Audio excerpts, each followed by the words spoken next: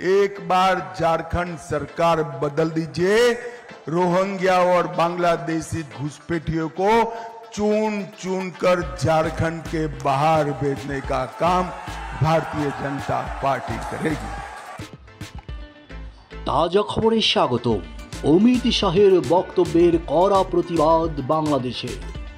বাংলাদেশি অনুপ্রবেশকারীদের উল্টো করে ঝুলিয়ে শায়েস্তা করার হুমকি দিয়েছেন ভারতের কেন্দ্রীয় স্বরাষ্ট্রমন্ত্রী অমিত শাহ।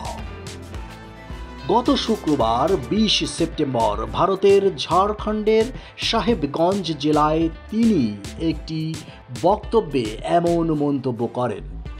ভারতের স্বরাষ্ট্রমন্ত্রীর অত্যন্ত মন্দ মন্তব্যের তীব্র প্রতিবাদ করেছে বাংলাদেশ। 23 সেপ্টেম্বর সোমবার পররাষ্ট্র মন্ত্রণালয় থেকে পাঠানো এক বিজ্ঞপ্তিতে জানানো হয়, বাংলাদেশিদের নিয়ে ভারতের স্বরাষ্ট্রমন্ত্রী অমিত শাহের মন্তব্যের তীব্র প্রতিবাদ করছে বাংলাদেশের পররাষ্ট্র মন্ত্রণালয়। ভারতীয় দূতাবাসের উপপ্রধানের কাছে সোমবার প্রতিবাদপত্র হস্তান্তর করা হয়েছে।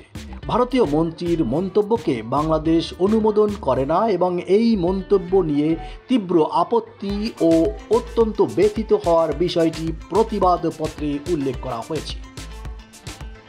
একই সঙ্গে ভারতীয় রাজনৈতিক নেতৃবৃন্দকে এ ধরনের আপত্তিজনক ও অগ্রহণযোগ্য মন্তব্য থেকে বিরত রাখার জন্য উপদেশ দিতে ভারত সরকারের প্রতি আহ্বান জানিয়েছে বাংলাদেশের পররাষ্ট্র মন্ত্রণালয়।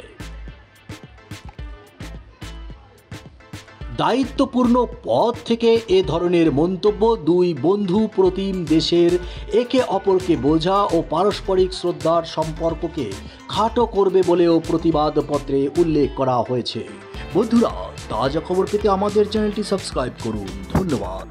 एक बार झारखंड सरकार बदल दीजिए। रोहिंग्या और बांग्लादेशी घुसपैठियों को चुन चुन कर झारखंड के बाहर भेजने का काम भारतीय जनता पार्टी करेगी।